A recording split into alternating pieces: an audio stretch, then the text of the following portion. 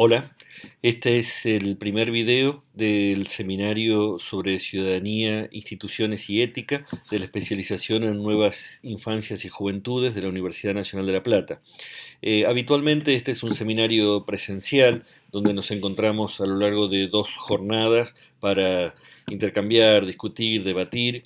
Y en este caso estamos haciendo la experiencia de virtualizar el cursado del seminario y vamos a intercalar los foros en los cuales fueron participando a lo largo de estos días y estos videos donde voy a ir presentando algunas nociones claves de lo que planteamos en la bibliografía, en diálogo con aquello que ustedes mismos y ustedes mismas fueron incorporando en los foros. La idea de este video no es dar la respuesta correcta al debate de los foros, sino en todo caso enriquecerlo con aportes teóricos, y para eso vamos a centrarnos en la noción de ciudadanía en particular y cómo interpela esa noción de ciudadanía a la función social de la escuela. Cuando hablamos de ciudadanía, la noción más, la caracterización más amplia, más difundida de ciudadanía es como una pertenencia que da derechos, ¿no? Entonces se supone que el ciudadano o la ciudadana es un individuo que pertenece a una comunidad política y por estar dentro de una comunidad política tiene asignado un conjunto de derechos y responsabilidades, un estatuto normativo de aquellos derechos y responsabilidades que le conciernen por ser ciudadano alemán, ciudadano boliviano, ciudadano argentino. Entonces, algo de la ciudadanía tiene que ver con esa pertenencia y con tratar de alguna manera desmenuzar qué significa esa pertenencia. Vamos a trabajar sobre ello.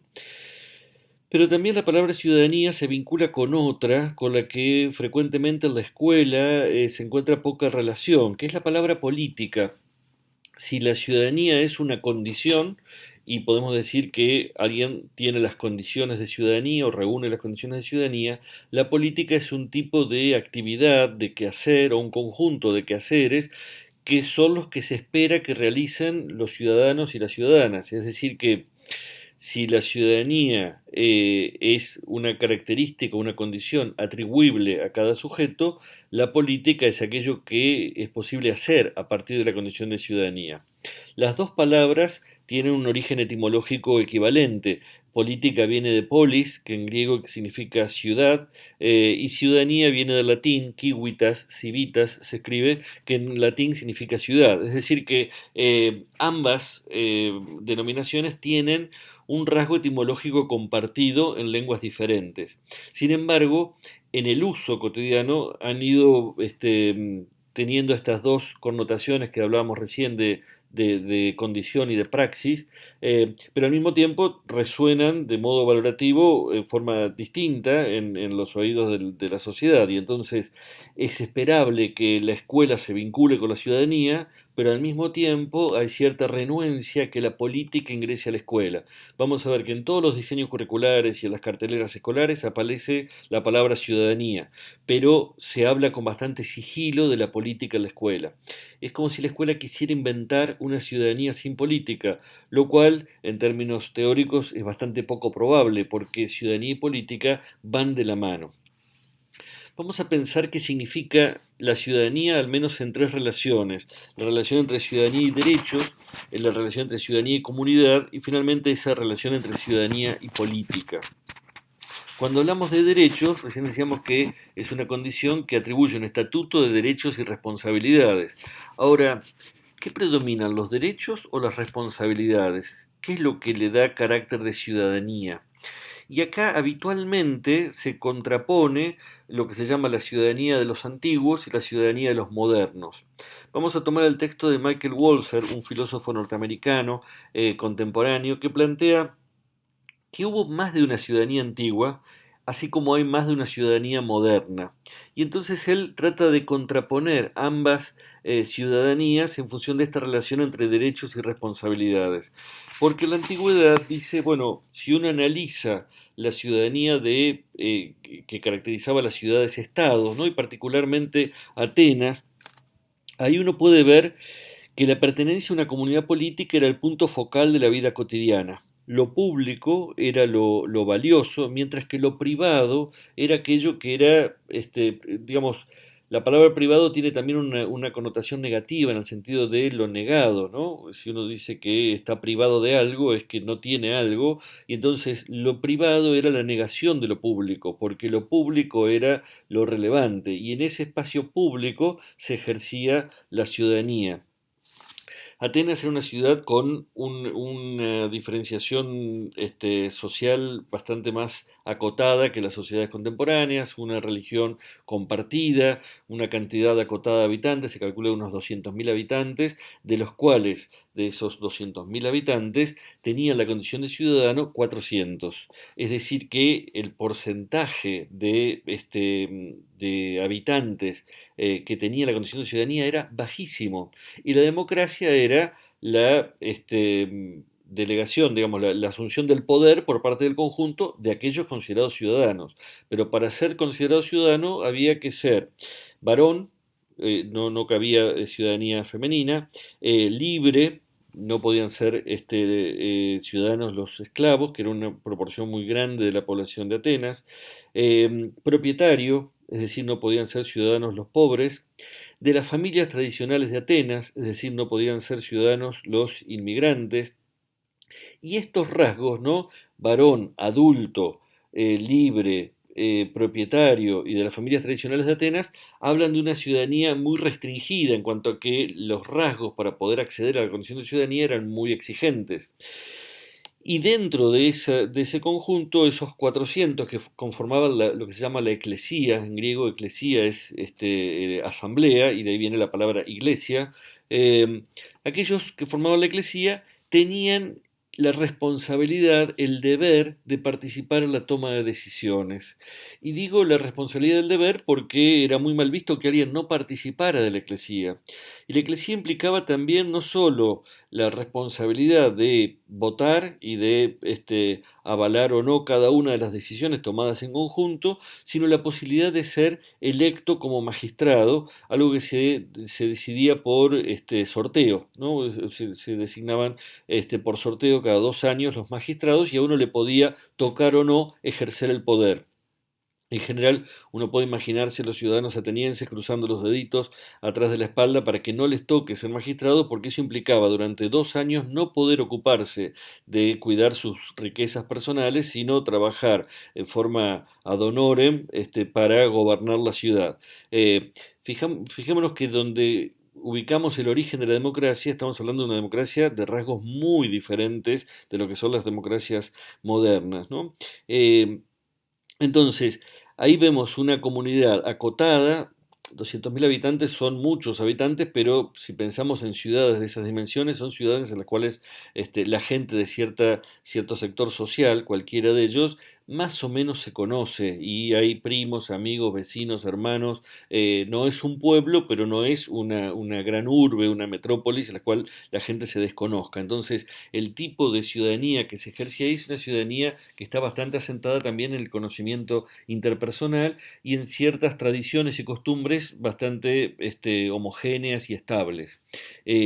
Aristóteles en ese contexto dice, la mejor definición de ciudadano es aquella que lo considera como al hombre que se ocupa de la administración de justicia y del cumplimiento de las funciones políticas. Fíjense que Aristóteles pone en la definición la actividad política y el ocuparse, el ejercicio de las responsabilidades como aquello que caracteriza a la ciudadanía. No es un conjunto de derechos pasivos o un derecho otorgado, sino aquel que hace algo, ¿no? Ser ciudadano es aquel que se ocupa de hacer algo que está bajo su responsabilidad, con toda la carga de género que tiene esa expresión hombre en la definición de Aristóteles. Ahora, Walser plantea que hay otro modelo de ciudadanía también antiguo, que es el que uno puede encontrar, por ejemplo, en la fase imperial de la antigua Roma. En el Imperio Romano, cuando Roma se expande a lo largo del Mediterráneo, va conquistando una enorme variedad de reinos y en esos lugares lo que hace es tejer alianzas con las élites locales y conceder condición de ciudadanía a los nobles o las familias reales de cada lugar. Un ejemplo de esto lo tenemos en la Biblia, en la historia de Saulo de Tarso. Saulo era ciudadano romano. ¿Por qué? Porque pertenecía a los sectores de la élite de la sociedad judía. Entonces, en el Imperio Romano, la condición de ciudadanía es una condición que se otorga a una gran cantidad de gente en un territorio muy extenso, pero esa condición de ciudadanía no implicaba la posibilidad de que Saulo de Tarso, desde Judea, viajara a Roma a participar de las deliberaciones dentro del Senado. Es decir, la condición de ciudadanía no era un atributo de responsabilidades para formar parte del gobierno, sino, en todo caso, el reconocimiento de ciertos derechos diferenciales con respecto a aquellos que no tenían condición de ciudadanía. Cuando sigo con el ejemplo bíblico porque me parece que es el más fácil de recuperar a través de relatos de cada uno de nosotros, porque forma parte de nuestra sociedad, ¿no? Pero cuando a Jesús lo matan, lo crucifican, que es un tipo de sanción, la sanción máxima, para alguien que no era considerado ciudadano. En cambio, cuando matan a Saulo de Tarso, le corta la cabeza. A la larga uno puede decir, ninguno de los dos la pasa muy bien, pero digamos, es morir por asfixia a la cruz y desnudo es mucho más vergonzante y doloroso que el corte definitivo de la cabeza. Es decir que las leyes y las sanciones eran diferenciales de acuerdo a si alguien era considerado o no ciudadano. Fíjense entonces que lo que Walser está señalando acá es que ya en las ciudadanías antiguas había algunas que ponían foco en el conjunto de responsabilidades y los quehaceres del ciudadano, mientras que había otras que ponían foco en los derechos que podían gozar los ciudadanos. En la ciudadanía moderna se le encuentra también un contrapunto semejante. Y él dice, en la fase jacobina de la Revolución Francesa, la expectativa del sector jacobino era que la condición de ciudadanía fuera el rasgo identitario principal de cada sujeto.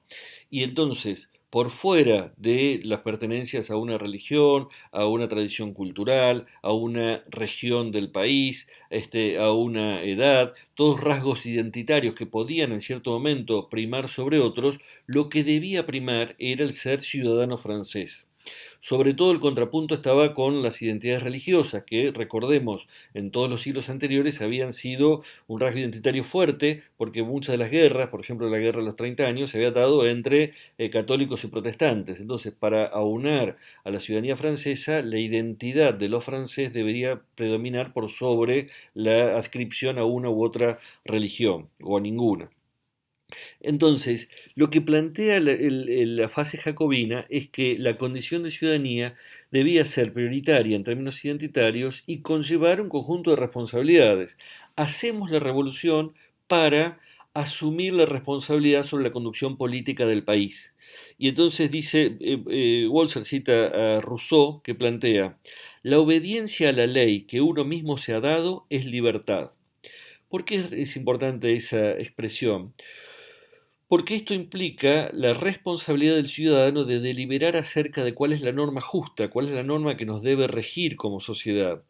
Y porque hemos participado colectivamente en la deliberación acerca de los argumentos que dan sustento a una norma, eso mismo nos compromete a respetarla, porque respetar la norma nos hace libres siempre y cuando hayamos sido invitados a participar en la deliberación sobre esa norma, que es uno de los fundamentos fuertes de la democracia activa.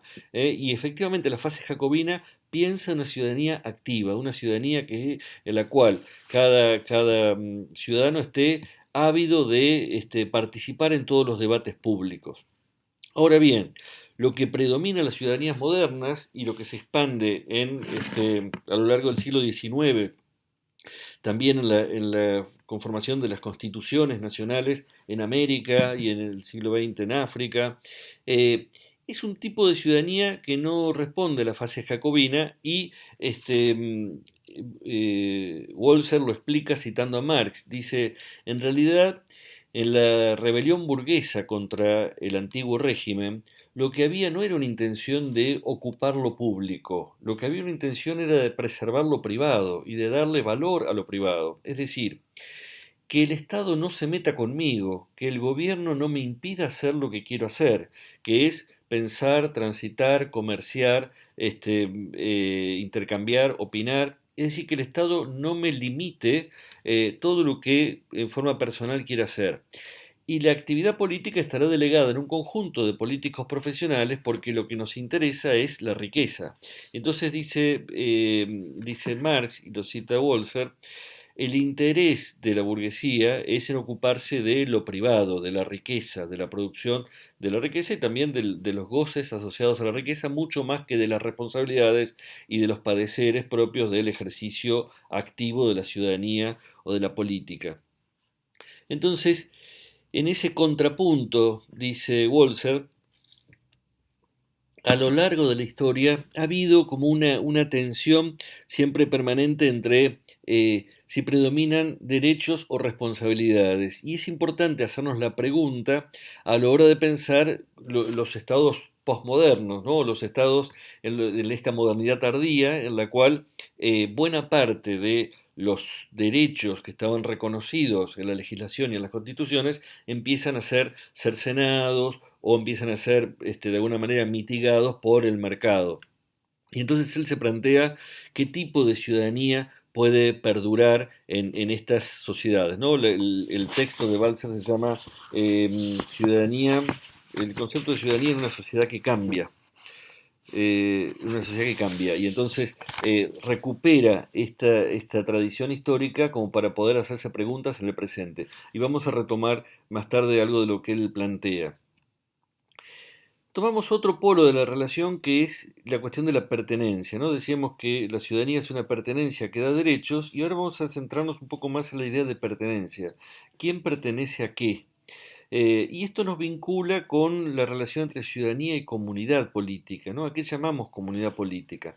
Tomo aquí un pensador español contemporáneo, Antonio Campillo, que plantea que hay una tradición dominante en el pensamiento filosófico político que plantea que la comunidad política ideal es aquella comunidad en la cual hay un pueblo étnicamente homogéneo que habita un territorio propio. Si nosotros miramos la definición tradicional de una nación, es un pueblo que estable, que a lo largo de mucho tiempo ocupa un territorio que considera propio. Lo que dice Campillo en esto es que hay una identidad entre sangre y suelo, ¿no? Este suelo es de esta sangre, esta tierra es de esta etnia, entre otras cosas, porque literalmente la sangre de nuestro pueblo fue derramada para defender la integridad de este suelo. Entonces, en esta comunidad política ideal hay un pueblo que permanece siempre estable y que puede reconocer que las cenizas de sus muertos están en esa tierra y que precisamente por eso la defiende y la preserva a lo largo del tiempo. Y uno puede encontrar ahí muchas referencias a la noción de patria en muchos textos, poemas, canciones, por ejemplo, muchos de los que se recitan en las efemérides y en la idea esta de qué sé yo, los 60 granaderos que dieron su sangre y entonces como la sangre quedó en el suelo, entonces nosotros ahora recuperamos esa tierra, ¿no? Lo que dice Campillo es que en esa idea la soberanía es una afirmación territorial, simbólica, económica y bélica frente a las comunidades extranjeras, avalada por el mito de origen y las promesas de futuro. En cada sociedad puede predominar una u otra, ¿no? El mito de origen que es, bueno, esta es una tierra a la cual llegamos hace siglos, o es una tierra de la cual nos independizamos y entonces hubo muchos antepasados nuestros que dieron su vida para protegerla, o la promesa de futuro, esta es la tierra que nuestra divinidad nos dio para que acá crezcamos y seamos algo en relación con el resto de las naciones, ¿no? Una promesa de futuro que uno puede ver, por ejemplo, en el antiguo pueblo hebreo o también en algo del relato de sí mismo que hacen los primeros colonos de Norteamérica, ¿no? Entonces, ahí hay una tradición y decimos, cuando nosotros pensamos en nación, decimos, bueno, es un pueblo que vive en un territorio a lo largo del tiempo. Pero dice Campillo que hay algo que no cierra en ese relato. Eh, es cierto que esta idea de nación es la que nosotros tenemos cuando pensamos el mundo contemporáneo. Nacemos en un mundo formado por estados nacionales. Pero esto es algo que tiene una historia acotada, tiene una historia de alrededor de 300 años, ¿no? Uno podría decir en torno a la paz de Westfalia, después de la Guerra de 30 años, donde se establece el principio de soberanía, se empiezan a configurar estados nacionales, se acelera ese proceso después de la Revolución Francesa y la Revolución Norteamericana, pero digamos, las revoluciones burguesas son las que cristalizan un modelo de estados nacionales que después la Organización de las Naciones Unidas desde la misma denominación, establece también como patrón universal e incluso plantea que aquellas regiones del mundo que todavía no son estados nacionales deberían pasar a serlo próximamente. Y eso explica también los procesos de organización política de los estados africanos y asiáticos en los años 50 y 60. Pero dice Campillo, esto que es la tradición dominante, nuestro modo de ver el mundo, no es lo que predomina a lo largo de la historia, en la larga duración de la especie humana. Porque si miramos en la larga duración, la historia humana es una historia de migraciones. Es decir, nadie es originario de la tierra que habita, salvo que algún africano se haya quedado ahí cuando todo el resto migró y empezó a circular por el planeta. Quizá alguno puede decir, bueno, fuimos los primeros en llegar. Es cierto, pero también es algo bastante difícil de comprobar quién llegó primero y quién llegó después, porque a lo largo de toda la historia humana lo que ha habido fueron migraciones fuertes de un lado a otro, siguiendo la manada, siguiendo el alimento, o por disputas por el acceso al alimento o al cobijo o al abrigo. Y entonces en esas migraciones uno puede encontrar que difícilmente en un Estado nacional haya un pueblo homogéneo. Acá me baso no en Campillo, sino en un pensador canadiense contemporáneo, Wilkin Lika, que dice, no hay en el mundo naciones culturalmente homogéneas. Todas las naciones son multiculturales, es decir, tienen tradiciones de etnias distintas y culturas y lenguas muy diferentes, aunadas bajo el paraguas de una supuesta estabilidad, ¿no? Él dice, quizás se puede reconocer cierto rasgo de homogeneidad a tres estados en el mundo que son Islandia. Islandia no recibe inmigrantes de otros lados o casi no recibe, con lo cual la inmigración en Islandia es bastante estable a lo largo de los siglos. Portugal y las dos Coreas. Y Portugal y las dos Coreas bastante menos estables que Islandia. El resto son estados multiculturales. Lo que habitualmente llamamos España durante mucho tiempo es y ha sido Cataluña, Galicia, Valencia, con idiomas distintos que el predominio de la Real Academia intentó considerar dialectos, pero que se reivindican como idiomas, con tradiciones culturales distintas, que disputaron territorio durante mucho tiempo, y cuando uno busca también cuál era el territorio de cada uno de esos pueblos, a lo largo de los siglos se fueron moviendo mucho, y uno puede ver también cómo emergen esas diferencias cuando se reivindican, por un lado, durante décadas el nacionalismo vasco y más recientemente el nacionalismo catalán.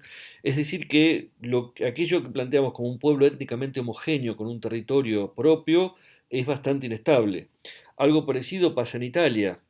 Habitualmente llamamos Italia algo que en realidad se formó hace alrededor de 150 años y que durante muchísimo tiempo fueron pueblos separados y que periódicamente vuelven a entrar en contradicción entre el sur de Italia y el norte de Italia. La mayoría de los que llegaron a nuestro país eran napolitanos, de ahí viene la palabra tanos, con lo cual se extiende a todos los italianos.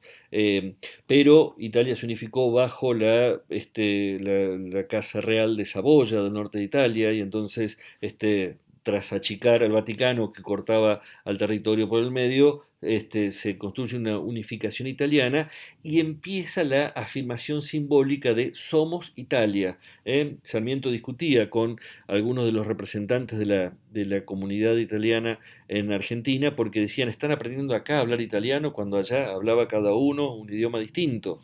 Y algo semejante podemos encontrar en lo que llamamos Alemania, Francia, es decir, en cada uno de esos pueblos que se reivindican como naciones, étnicamente homogéneas y culturalmente homogéneas, uno puede encontrar que hay una enorme variedad de tradiciones culturales distintas, de alguna manera juntadas como sea posible a lo largo de las guerras de muchos siglos. En América pasa algo distinto, que es que Primero se formaron los estados y luego se intentó construir simbólicamente a la nación, es decir, primero se establecieron los límites como fruto de las guerras civiles posteriores al proceso de emancipación y después hubo un arduo trabajo que se mantiene de construir la idea de que hay un otro diferente de nosotros a partir de decir, bueno, si la rayita del límite está de un lado o del otro, entonces si vos naciste al sur de esta rayita sos argentino, si naciste al norte sos boliviano, si vos naciste de este lado del río sos argentino, si naciste del otro lado sos uruguayo. Y todo aquello que durante mucho tiempo había sido considerado parte de una misma sociedad empieza a diferenciarse y a tratar de construir identidades diferentes. También ahí hay algo curioso porque a lo largo de la historia es muy difícil entender la emancipación americana si uno pierde de vista la escala continental, porque efectivamente fue una única guerra con un montón de correlatos regionales, pero nos ha pasado que nosotros celebramos no hace mucho el Día de Güemes que defendió el norte de la Argentina, pero delante de Güemes, digamos un poco más al norte, defendía, hacía un trabajo muy semejante Ignacio Warnes, nacido en Buenos Aires y muerto en, si no me equivoco, en Chuquisaca, eh, y cuando lo mataron gritó Viva Buenos Aires. Pero claro, antes de ser una calle donde se desarman autos, Warnes era un patriota americano, pero como murió del otro lado de la frontera, ahora es un patriota boliviano, porque ya no pertenece a este territorio, sino que quedó del otro lado. O algo parecido pasa con Artigas. Es difícil entender el federalismo argentino sin Artigas, pero como Artigas quedó del otro lado y encima después se murió en otro lado, ya queda fuera del territorio. En América, insisto, es bastante difícil pensar esa idea de un pueblo étnicamente homogéneo diferenciado de los pueblos que tenemos alrededor y con un territorio propio. Si uno mira cuál es el territorio que se independizó en 1816 y lo compara con los límites actuales del país, prácticamente no tienen nada que ver. Lo que había en ese momento como convocatoria al Congreso era una especie de U que iba desde pueblos como Chuquisaca, Charcas, bajando por Tucumán, Salta, Santiago del Estero, Córdoba, y después Buenos Aires, Santa Fe, Montevideo, todo eso estaba convocado. Solo toda la franja del este no fue porque Artigas se opuso al Congreso, entonces Buenos Aires y Córdoba se subieron a ese congreso donde había gente de lo que actualmente llamamos el noroeste de la Argentina y Cuyo, pero ese territorio comparado con el que 200 años después consideramos territorio argentino tiene bastante poco que ver, ¿no? Entonces, esa idea de un territorio estable y un pueblo estable son bastante difíciles de sostener en el tiempo. Y es precisamente eso lo que dice Campillo, lo que plantea también grandes problemas a la hora de pensar la comunidad política, porque hablamos de una pertenencia tratando de construir una mirada esencial hacia una historia que es mucho más sinuosa, más movediza, más lábil de lo que tratamos de entender con esas categorías. Y también plantea él, hay una relación directa entre el mito patriótico y la violencia xenófoba. Es decir, la idea de que somos una patria única, estable a lo largo del tiempo, que hemos nacido porque estábamos destinados a nacer de cierto modo y que estamos condenados al éxito, o que seremos siempre un Estado nacional, también conlleva que el extranjero sea visto como alguien peligroso, alguien que a lo sumo le damos permiso para que llegue, pero no que tenga los mismos derechos que los que ya estamos acá desde hace más tiempo, o que cuando hay problemas, el problema es que es la diversidad, es que aparezca gente de afuera que viene a invadirnos, ¿no? La imagen que tenemos ahí es de gente del norte de África que llega a Europa. Y lo que dice Campillo es, en esa larga historia de migraciones, uno puede pensar que en el mundo ha habido muchísimas migraciones, y él las relata en su texto, pero me detengo en una que empieza en el siglo XV, por la cual Europa migra hacia el resto del mundo, ¿no? Lo que nosotros llamamos desde aquí la conquista de América, en realidad es también la expansión de Europa hacia América, hacia África, hacia Asia, y establece asentamientos en diferentes lugares del mundo. Hay una migración que va de Europa al resto del mundo. 300 años después empieza a haber una fuerte migración desde el resto del mundo hacia Europa. Y algunos descendientes de aquellos europeos que salieron hacia otros lugares del mundo vuelven a Europa y en Europa son considerados extranjeros. ¿eh? Del siglo XV sale García hacia América, 300 años después, vuelve García, golpea las puertas de España y dice, ¿quién es García? No lo conozco, usted no es de acá, porque nosotros somos un Estado que siempre se ha mantenido acá en este territorio. Entonces, a eso se refiere Campillo cuando habla de esas migraciones atravesadas por conquistas o juzgamientos y que se fue cristalizando en unos estados que después dice, bueno, nosotros vamos a quedar estáticos acá, esto es lo nuestro. Y él plantea, eso cruje todo el tiempo porque también lo que hay son derechos de cada uno a elegir dónde vive y a poder apelar a que tengo derechos más allá del lugar donde nací. Por eso él termina planteando en el capítulo la cierta contradicción entre ciudadanía nacional y derechos humanos, ¿no? Si uno constriñe la ciudadanía nacional a los derechos otorgados a los nacidos y criados dentro de un país, entonces eso conlleva desconocerle a aquellos que no son de este país. Y entonces uno puede pensar, bueno, acá hay derechos humanos que están por encima de los estados nacionales. En Argentina hay mucho para pensar y para discutir sobre esto. Pensemos también que tenemos esa idea de la nación argentina a lo largo del tiempo, pero ¿cuántos de nosotros podemos decir que algún antepasado de nuestra familia estaba presente 200 años atrás en este territorio? Quizás muy poquitos, porque ha habido, sobre todo en la zona de la región pampeana, un fuerte impacto de las migraciones en la segunda mitad del siglo XIX en adelante. También había un proceso migratorio fuerte ya hacia 1810. Pensemos también que nuestra primera junta no son García, López, Pérez y Fernández, son Belgrano, un apellido italiano, aparece también en esa época Dorrego, de origen portugués, Brown, de origen irlandés, Güemes es una deformación del inglés, Weems, tenemos, bueno, Mitre nace en 1821, es un apellido de origen griego, Pueyrredón, igual que Liniers, son apellidos franceses. Es decir, que tenemos ahí una gran variedad de gente que se reivindica como nosotros somos los de acá y porque somos los de acá tenemos derecho a tener un territorio propio. Y sobre esa enorme variedad después se genera la idea de que hay una continuidad histórica hasta nuestros días. Pensemos también en lo que pasa en la actualidad cuando se considera extranjero alguien nacido en Bolivia, cuando el presidente de la primera junta había nacido en Potosí, entonces, no, perdón, Chuquisaca. Entonces, es muy probable que ese relato patriótico conlleve en sí mismo ciertos gérmenes de xenofobia que periódicamente vuelven a aparecer y que los encontramos en diferentes lugares del mundo. Lo que dice Campillo es, tendríamos que revisar esa tradición dominante del pensamiento filosófico y político. Y hay otro texto de Campillo también donde analizamos la relación entre ciudadanía y política. Y trata de pensar, bueno, cuando hablamos de ese conjunto de quehaceres que hacen a la política, ¿cuáles son digamos, las condiciones que predominan la política? ¿De qué se trata la política? ¿Cuál es el núcleo duro de la política?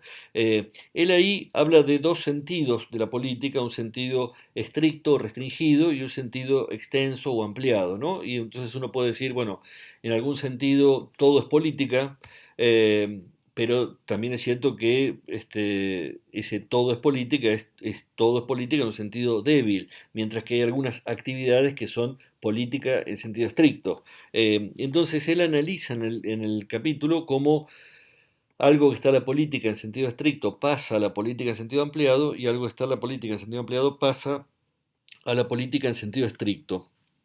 Y pasa a través de lo que él dice a lo largo de la historia de la filosofía política ha habido cierto predominio de algunos componentes sobre otros. Y él dice, por ejemplo, Carl Schmitt plantea que lo propio de la política es el conflicto, es establecer un nosotros enfrentado a los otros. Y allí donde hay un sector que dice nosotros pensamos o queremos esto y ustedes piensan o quieren lo contrario, ahí aparece la política. La política es básicamente la expresión de los conflictos, de la existencia de conflictos, ¿no? Y uno podría decir, bueno, algo de lo que hoy llamamos, entre comillas, la grieta, como denominación periodística, tiene que ver con que se instaura lo político a partir de diferencias entre uno u otro sector.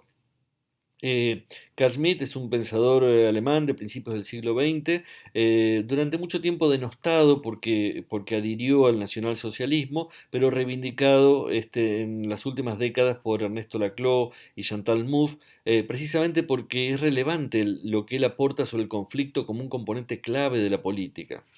Ahora, también es cierto que hay objeciones al pensamiento de Schmitt y una de ellas viene, por ejemplo, de Hannah Arendt, que dice, lo propio de la política no está en el conflicto, lo propio de la política es el acuerdo, es la construcción de un acuerdo que supere al conflicto. Porque si el conflicto se resuelve de manera violenta, eso no es política. Lo propio de la política es la posibilidad de salir de la violencia para poder producir acuerdos. Y ella también discute con la tradición aristotélica, dice, el hombre no es un animal político, el hombre puede serlo, en el sentido que si construye las herramientas para resolver políticamente los conflictos, se hace sujeto político. Eh, y ahí podemos ver que hay dos focos distintos, ¿no? ¿Dónde está lo propio de la política? ¿En la existencia de conflictos o en la posibilidad de construir acuerdos que superen los conflictos? Y finalmente, Campillo recupera también el aporte de John Rawls, filósofo norteamericano, ya fallecido, que plantea que lo propio de la política es la construcción de reglas que perduren a lo largo del tiempo como cierta arquitectura estable y que hacen que haya una comunidad política en cierto lugar, en cierto territorio. Entonces, Rawls dice, lo propio de la política no está en el acuerdo momentáneo, sino en la cristalización de ese acuerdo en leyes, en normas, en constituciones, que van construyendo esa arquitectura política de una sociedad. ¿Por qué me parece interesante esa compilación que hace Campillo de estas posiciones? Porque uno puede ver cómo asociamos la política en diferentes momentos a cada uno de estos componentes. Y Campillo termina diciendo, lo propio de la política no está en ninguno de ellos, sino en el pasaje de uno a otro, en la interrelación entre los tres componentes. Y es ciudadano aquel que es capaz de tramitar el pasaje del conflicto al acuerdo, del acuerdo a las reglas y de las reglas nuevamente al conflicto. Entonces la política no está puesta en uno de estos componentes, sino en el pasaje permanente de uno a otro. Doy un ejemplo breve, si me permiten, para poder entender esta relación entre la ciudadanía en sentido estricto y extenso y estos tres componentes. Hasta fines del siglo XIX las uniones conyugales eran potestad de la Iglesia en Argentina como en muchos otros lugares del mundo. Durante el gobierno de Roca se empieza a discutir que el Estado Nacional se ocupe de registrar los matrimonios, los nacimientos y las muertes, y crean un instituto nuevo que se llaman registros civiles, que para nosotros son algo cotidiano ahora, pero era una novedad absoluta en la década de 1880. Es decir, que algo que estaba en la política en sentido extenso, que la gente se casaba y no decía que estaba haciendo política con eso, pasa a la política en sentido estricto cuando hay un conflicto por el cual la Iglesia dice nos están quitando la posibilidad de operar con nuestros fieles. Hay un fuerte enfrentamiento del gobierno de Roca con el Papa, hay una amenaza de excomunión, el Papa retira el nuncio apostólico, es decir, que hubo un conflicto fuerte que llevó a una tensión muy fuerte entre el Estado argentino y el Vaticano, aunque finalmente se establece la ley de matrimonio civil. Eh, Parte de la negociación es que en Uruguay al mismo tiempo se establece el matrimonio civil, pero casi, digamos, poco tiempo después se entiende que si el matrimonio es un contrato libre entre partes, como cualquier otro contrato civil, se puede disolver. Mientras que en Argentina se arma una solución intermedia. El matrimonio es un contrato civil, pero indisoluble como si fuera religioso. Y entonces ahí se pasa al acuerdo y ahí aparece una normativa que es el matrimonio civil que durante un tiempo es indisoluble. En algunos momentos se vuelve a discutir periódicamente esto, y fíjense cómo el matrimonio pasa de estar en la política en sentido estricto a la política en sentido extenso. Vuelve a entrar a la política en sentido estricto cuando, hacia el final del gobierno de Perón, en 1954, hay una disputa política entre Perón y la Iglesia, y como parte de esa disputa, Perón aprueba el divorcio vincular que dura un año, y cuando llega la revolución de 1955 lo deroga y vuelve a la ley anterior. Decíamos que dura un tiempo. ¿Cuánto tiempo dura? Un siglo. En 1985 vuelve a discutirse la ley de matrimonio civil y Argentina fue uno de los últimos 4 países en el mundo en aprobar el divorcio vincular. Había solo 4 países que tenían matrimonio como un contrato civil, pero que lo consideraban como si fuera religioso. Me acuerdo que otro era Paraguay y los otros 2 eran de otros continentes. Es decir, que uno puede ver en ese tiempo cómo se pasa del conflicto a las reglas y de la regla nuevamente al conflicto todo el tiempo. Unos años después, y uno puede pensar que de manera que era difícil de prever, en Argentina se discute el matrimonio igualitario.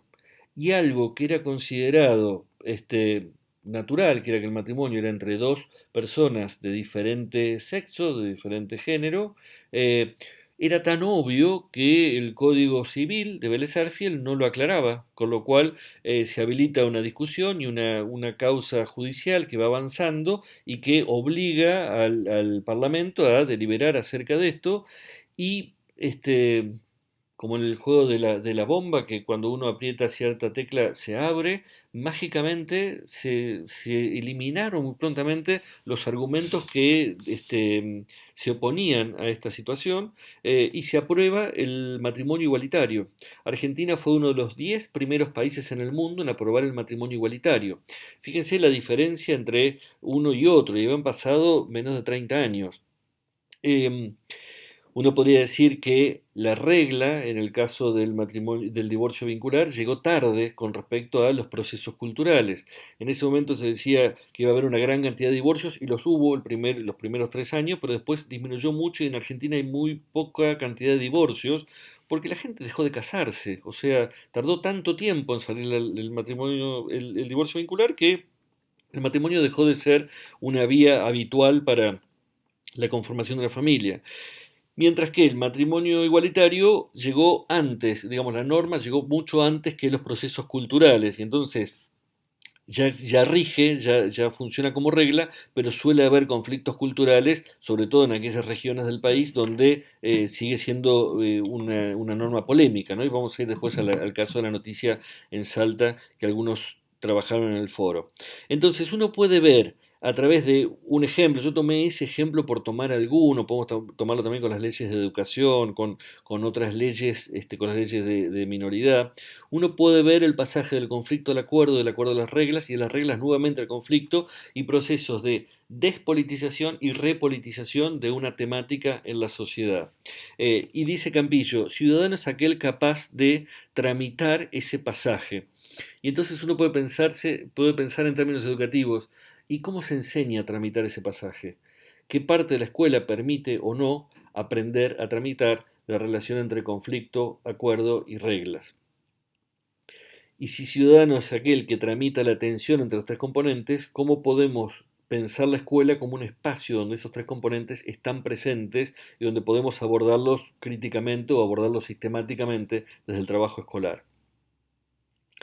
Si nosotros miramos de vuelta hacia atrás, cuál ha sido la función de la escuela y su relación con la educación a la ciudadanía, eh, creo que podemos sintetizar esa relación en 3 grandes lemas o 3 grandes enfoques fuertes de la ciudadanía.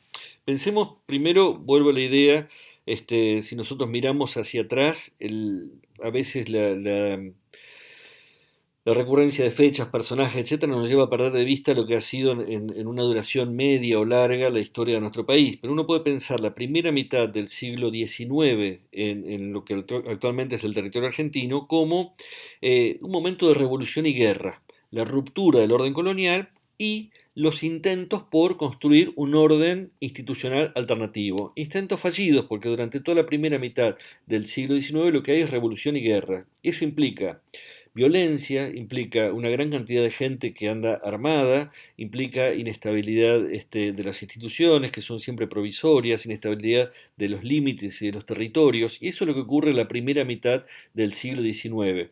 Las efemérides nos tienden a decir que nuestro país nació el 25 de mayo de 1810, pero durante décadas era difícil hablar de un país, de un único país, y de hecho los límites eran mucho más lábiles, ¿no? E inestables.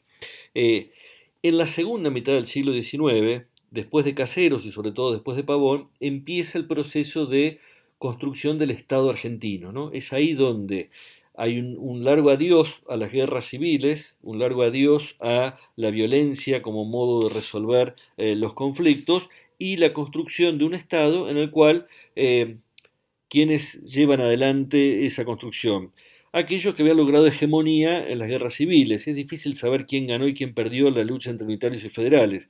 Pero sí podemos saber que en buena medida triunfó el sector propietario de las tierras en la provincia de Buenos Aires y que diseñó el país a su modo en alianza con élites provinciales. Es decir, que hay una amalgama de los que habían sido unitarios y federales en diferentes épocas y en ese proceso de organización del Estado argentino hay también un proceso de construcción de un sistema educativo que permita, por un lado, construir una historia, una visión común del pasado nacional, ¿no? Y hay una idea de transmitir la historia como una idea de que somos un único país por encima de las diferencias regionales y por encima de los liderazgos propios de cada región, y también un proceso de producción de ciudadanía para poder salir del sujeto armado que era el antiguo participante de las guerras de independencia, de las guerras civiles, a un hijo que desarmado se sumara a las lógicas institucionales del nuevo Estado. En ese proceso uno puede ver que el primer lema es el que aporta Sarmiento. ¿De qué se trata la educación política en nuestro país? Civilizar a los bárbaros. ¿Eh? Lo que hay en la sociedad es un conjunto de bárbaros, brutos, salvajes, ignorantes, gauchos, que si nosotros nos manejamos por la lógica del gaucho, vamos a seguir siendo siempre este conjunto de sociedad que inestable, que no crece, que no avanza, que se retarda en esta lógica de la disputa de unos contra otros. Y dice Sarmiento, acá hay una mezcla de lo peor de lo hispánico y lo peor de lo americano, de los indígenas, que es el gaucho. Y entonces lo que hay que hacer es un proceso, plantea Sarmiento, de transculturación, es decir, quitar las tradiciones culturales locales y reemplazarlas por tradiciones culturales civilizadas que son básicamente del norte de Europa y del norte de América. Y entonces el proceso de educación política es un proceso de ruptura de los modelos de crianza doméstica para reemplazar la educación de madres y padres por una educación escolar que lleve adelante esa transculturación, ¿no? Él dice, los bárbaros ya son irrecuperables, ¿no? Y se lo puede ver, por ejemplo, en su reacción ante el Chancho Peñalosa.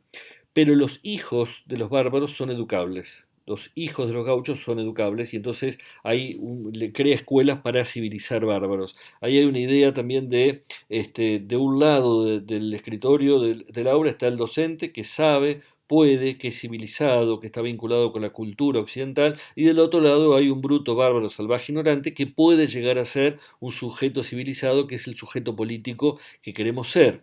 Dice Sarmiento en una carta a Mitre, hay que educar al soberano, porque el pueblo bruto, bárbaro, ignorante va a volver a votar a Rosas, ¿no? En cambio, educar al soberano significa que elijan dentro de aquellos que somos dirigentes de esta nueva camada de la élite que gobierna el Estado argentino. Ese lema es el que se expresa en la ley de educación común y que se expresa en la generación de docentes que vienen de Massachusetts a dar educación a nuestro país. Él no solo trae contenidos de afuera, sino que trae docentes del norte de América que vienen a enseñar y da una batalla cultural enorme para instaurar un sistema educativo allí donde no había grandes resistencias. Pero también es cierto que son batallas que permiten que se construyan escuelas, que se alfabetice, es decir que siempre digo que tenemos los educadores con Sarmiento una relación de un hijo con un padre golpeador, ¿no? O sea, es papá y nos pega, las dos cosas. Y es cierto que el lema sarmientino es muy fuerte, pero al mismo tiempo es lo que ha generado la expansión y el éxito muy temprano del sistema educativo en Argentina con respecto a otros sistemas educativos de la región. Ese lema empezó a agotarse hacia la última década del siglo XIX y primera década del siglo XX, cuando sectores de la élite empiezan a cuestionarle su excesivo cosmopolitismo.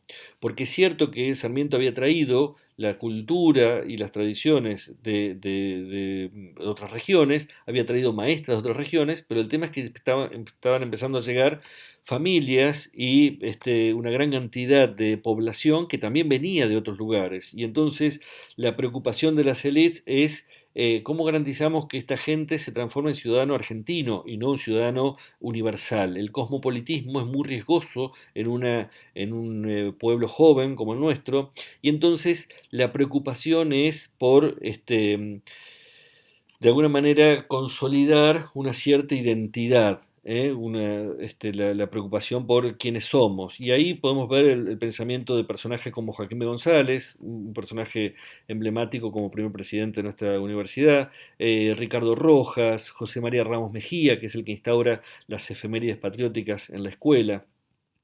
Podríamos plantear, perdón, podríamos plantear como dice su segundo lema como asimilar a los extranjeros, ¿no? Que acá lo pongo en tercer lugar, pero era el segundo que quería mencionar.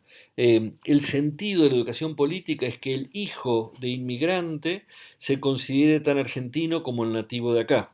Y que así como antes hubo un proceso de transculturación, de que el indio el descendiente de pueblos originarios deje de hablar guaraní, quechua, mapudungún y que hable el castellano, ahora la idea es que el hijo de inmigrante deje de hablar gallego, vasco, o los idiomas ceneices o napolitano y empiece a hablar el castellano y que deje de referenciarse los personajes emblemáticos de sus lugares de origen, el Cid, Garibaldi o quien fuera, y que tome como referentes morales a los personajes de la historia de nuestro país. Entonces ahí hay un proceso de asimilar a los extranjeros y de cristalización de una identidad que se empieza a construir precisamente para la enseñanza escolar. Pensemos también que el mismo Ricardo Rojas, después de la conquista, la masacre tremenda de las conquistas del desierto en la Patagonia y en Chaco, reivindica al indígena, así como se reivindica, Lugones reivindica al Martín Fierro y al gaucho como algo, como expresión de lo nacional frente a lo extranjero, a lo cosmopolita, ¿no? Y un tercer lema que es contemporáneo de que es el que podríamos llamar normalizar a los diferentes. Decíamos antes que cuando se crea la ley de educación común también hay una fuerte disputa con la iglesia y en Argentina hubo cuatro rasgos del sistema educativo que tuvieron muy pronta aceptación y que llevaron a otros países a largos debates, ¿no? Acá la educación era principalmente estatal, gratuita, graduada y obligatoria. Es decir, esos cuatro rasgos no tuvieron demasiado contrapunto, se llevó muy rápido el consenso. Lo que generó mucho debate fue el quinto rasgo, que era cuál iba a ser la base ideológica del currículum escolar. Y entonces el sector católico de Pedro Goyena, Estrada, planteaban no podemos ser parte del mismo país si no creemos todos en el mismo Dios. Mientras que el sector liberal, Onésimo Leguizamón, Amancio Alcorta, plantean podemos ser parte del mismo país aunque no creamos todos en el mismo Dios si tenemos todos la misma moral. Y esto lo vamos a retomar en el próximo video. Pero cuando ellos hablan de tener la misma moral, significa que la escuela, al mismo tiempo, deja de adscribirse al ideario católico, pero conserva bastante de la moral católica en un discurso acerca de cómo debe ser un varón, cómo debe ser una mujer, cómo debe constituirse una familia. Y entonces la escuela, junto con la asistencia social y la salud pública, se transforman en herramientas del Estado para moldear las subjetividades, estableciendo qué es lo normal y qué es lo no normal o anormal. En ese fin del siglo XIX hay una gran cantidad, por ejemplo, de lo que se llamaba en esa época invertidos, que ahora llamaríamos gays, o transexuales. Hay algunos libros que hablan de eso, por ejemplo, a ver si me fuera el libro de Médicos Maleantes y Maricas, un libro de editorial de Beatriz Viterbo de Rosario, de Jorge Salesi, que habla de ese proceso, de cómo esa enorme diversidad de identidades sexuales y de orientaciones sexuales de fines del siglo XIX empieza a recibir la influencia fuerte del Estado, que a través de distintas organizaciones, pero entre otras muy fuertemente la escuela, establece un proceso de normalización de qué es lo normal y lo aceptado y lo legitimado y qué es aquello que no debe ser visto y si es visto debe ser castigado y debe ser reprimido. Entonces uno puede encontrar acá tres lemas que pueden explicar algo de lo que la escuela ha considerado educación política o educación a la ciudadanía. Civilizar a los bárbaros, asimilar a los extranjeros, normalizar a los diferentes. Son tres lemas que a mi modo de ver se expresan en algún momento del pasado, pero que nunca han abandonado las aulas. En buena medida, muchas de las prácticas actuales en la escuela siguen teñidas de algunos de estos mandatos y también nos encontramos con colegas que consideran que están civilizando bárbaros o que consideran que están estableciendo límites entre lo normal y lo anormal o que consideran que el extranjero debe ser sometido a un lugar subalterno frente a los nativos. Creo que todavía está vigente, por ejemplo, en Neuquén, una norma que le impide a cualquier extranjero portar la bandera argentina, porque eso es un honor que solo le corresponde a alguien nacido acá. Y hace unos años eso generó debate cuando había un alumno de séptimo que había nacido en México, pero hijo de un exiliado argentino durante la dictadura. Pero fíjense que son todas expresiones de estos modos de pensar.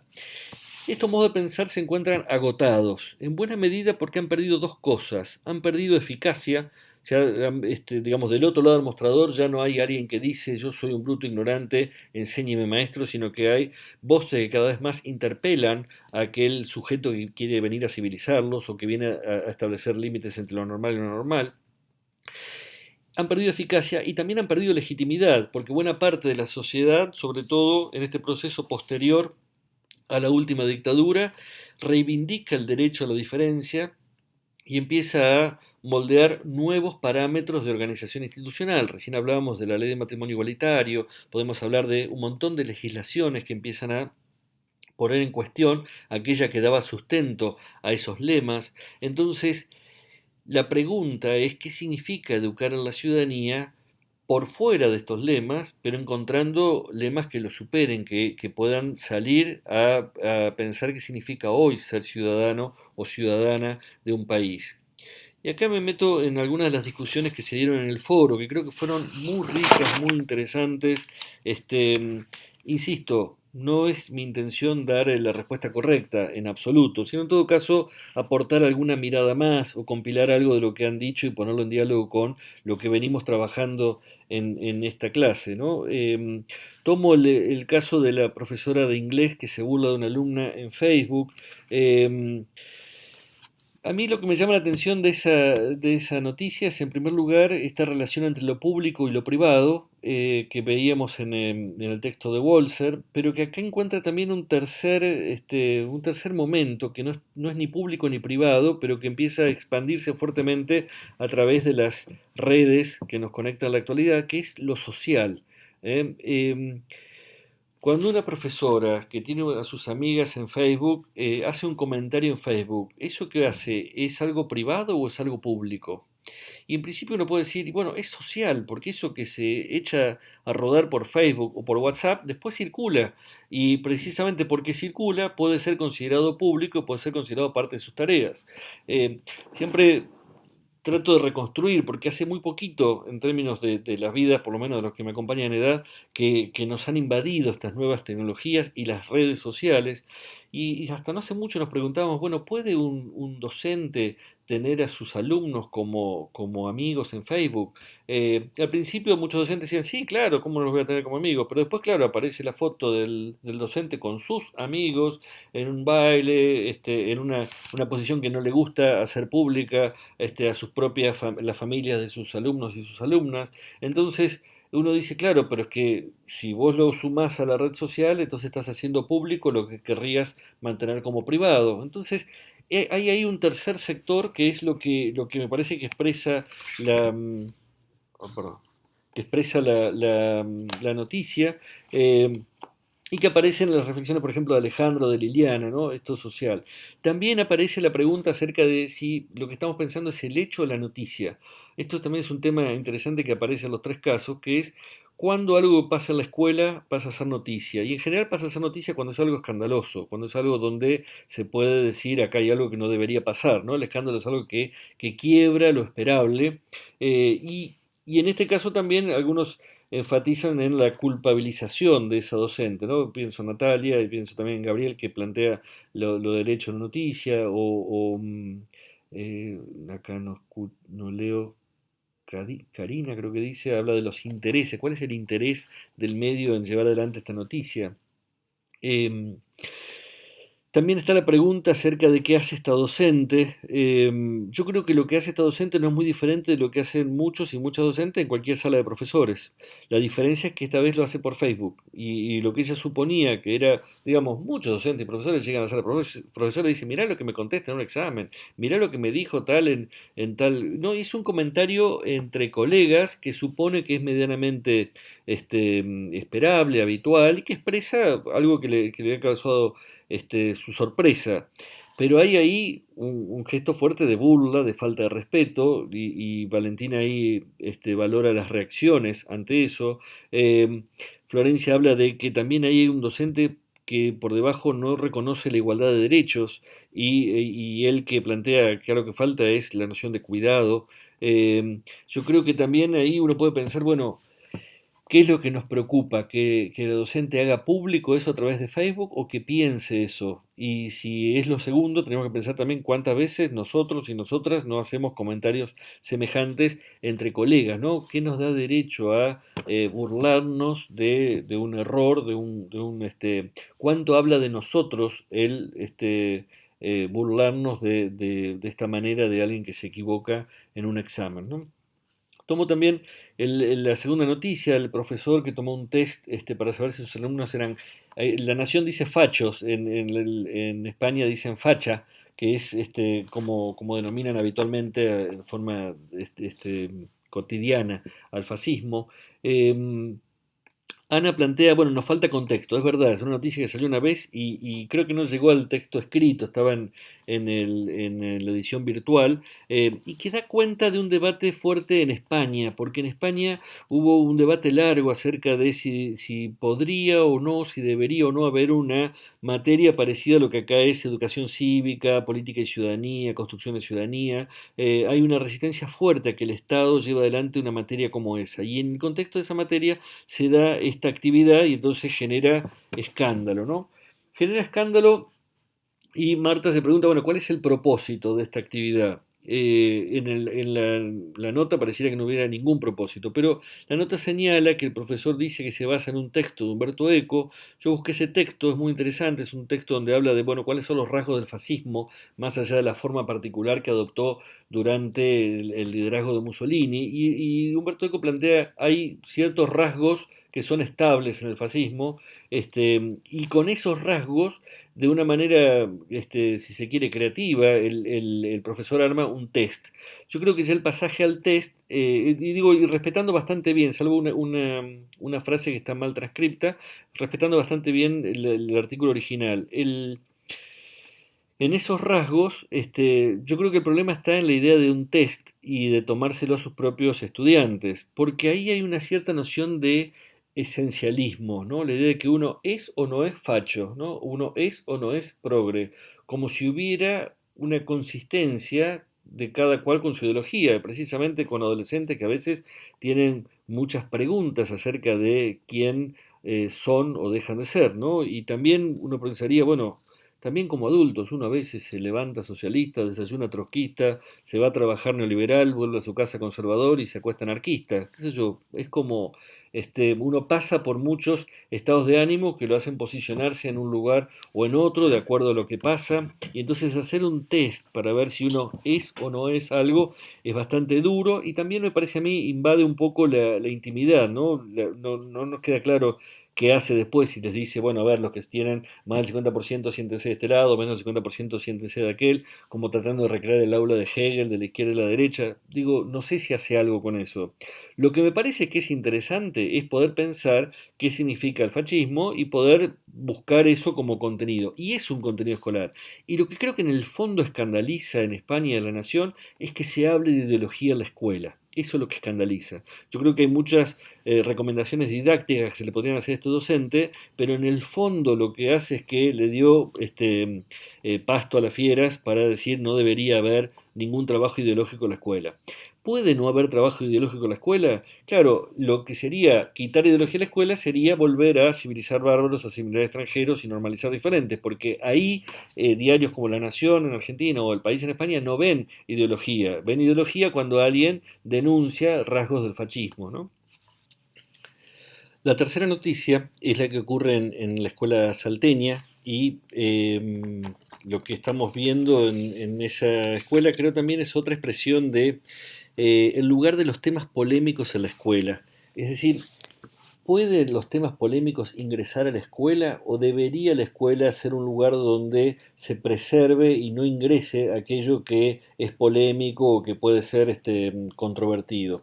Eh, ahí hay, creo que hay varias que mencionan, varios participantes del foro que plantean esto. Catalina habla de la lucha curricular y si el currículum es un espacio de lucha o no. Inés y Andrea también Andrea habla de una ciudadanía mansa, que me parece interesante esa expresión, ¿no? La idea de poder pensar que debe haber ciudadanía, pero sin conflicto, como si fuera posible algo de eso. Creo también que ahí está la pregunta acerca de si podemos reconocer a los adolescentes como sujetos políticos. Creo que Soledad, María Jesús y Matías están preocupados por esa cuestión, porque acá hay adolescentes que plantean tenemos ideas, tenemos posiciones y queremos expresarlas. Eh, algunos enfatizan también la cuestión del contexto cultural salteño y de la tradición religiosa, ¿no? Nicolás, Malena. Nancy también se pregunta por qué el patio de la escuela es un espacio donde expresar esto en una sociedad donde no es fácil ir a expresar esto en otros lugares, ¿no? Eh, y María y Constanza también enfatizan el hecho de que sean mujeres, chicas que están expresándose y lo relacionan con la heteronormatividad que forma parte de estas tradiciones. Yo creo que la ligo a esa idea de normalizar el diferente que mencionábamos antes, ¿no?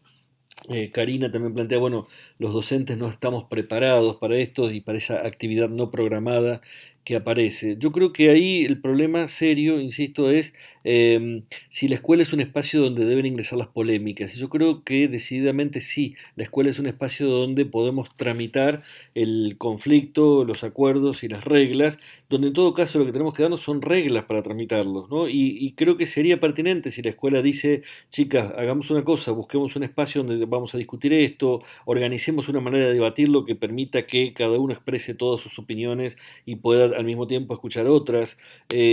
A mí me parece también, aparece en varias de las intervenciones cierta simpatía por el posicionamiento que expresan estas estudiantes y yo creo que ahí tenemos que dar un paso más y pensar, si esta fuera una escuela que a la inversa les prohibiera la expresión a un grupo de chicas con pañuelo celeste, ¿tendríamos la misma posición? Y yo creo que sí. Me pasó el año pasado capacitando en una escuela muy progresista aquí en la ciudad de Buenos Aires, que me decían que, bueno, tanto las docentes como todas las familias, o casi todas las familias y buena parte del alumnado, estaban a favor del pañuelo verde, pero que una chica de quinto grado llevaba el pañuelo celeste y lo reivindicaba como su posicionamiento. Y ellas decían que les resultaba un poco incómodo y raro, y yo decía, bueno, pero es que eso también es lo que nos desafía, porque precisamente ella tiene todo el derecho a llevar adelante su posicionamiento y necesita también las garantías de que la escuela sea un espacio donde cada uno pueda pensar sobre lo público, poder deliberar sobre lo que considera justo y encontrar que esa responsabilidad de cuidado, como decíamos antes en la profesora de Facebook, está en los adultos que dicen vos tenés todo el derecho de pensar, incluso o más aún cuando no pensás como pienso yo, sino que estás llevando adelante tu propia construcción y despliegue de tu ciudadanía política. Entonces, lo importante es poder pensar no el contenido de la reivindicación de este grupo, me parece a mí, sino el derecho de adolescentes, chicos y chicas de ser reconocidos como sujetos políticos en la escuela, sujetos que pueden pensar acerca de lo justo y que pueden pensar a contrapelo de lo que la sociedad les presenta y les plantea, y que en todo caso el trabajo de la escuela es ofrecer herramientas para favorecer el pensamiento crítico, un pensamiento intersubjetivo, un pensamiento que nos permita dar argumentos y aprender a escuchar argumentos y a enhebrar nuevos argumentos a partir de lo que hemos escuchado, como intentamos hacer también en el foro. Creo que salir de esos modelos de educación política que hemos heredado de la escuela implica también crear un tipo de escuela en la cual la polémica sea bienvenida, la voz de cada uno de los participantes sea bienvenida y el trabajo nuestro tenga que ver sobre todo con invitar a pensar juntos, invitar a dialogar, que de eso se trata, pensar juntos, invitar a producir, porque ya no somos poseedores de la verdad, pero sí somos poseedores de algunas convicciones, y entre esas convicciones está el derecho de cada uno a participar en lo público.